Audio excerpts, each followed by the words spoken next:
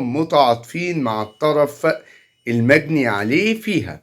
الجاني هو محمد عبده، ضابط طيار في مدينة أوسنا. كان رايح يزور حد من أصدقائه في مستشفى أوسنا العام، واحتك بيه هيئة وطاقم التمريض في المستشفى، فتعدى عليهم بالضرب المربح اللي احنا شفناه في الفيديو اللي انتشر على مواقع التواصل الاجتماعي الفيسبوك. الموضوع دخل في إطار تاني خالص، إن التيار بيستخدم السلطة استخدام غير صحيح، وتعدى على الممرضة بالضرب والسب والقصف هو وأهل المريض بطريقة غريبة.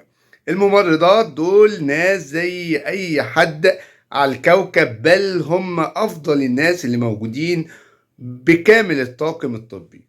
موضوع ان احنا بنخش لهم تحت ضغط، وان حياتهم مختلفة خالص وتماما عننا، لانهم عايشين يخدموا الناس تعبانة والمريضة، مش الاصحاء كمان يعني. فدخل الطيار ده واستخدم سلطته بطريقة خاطئة وتعدى عليها.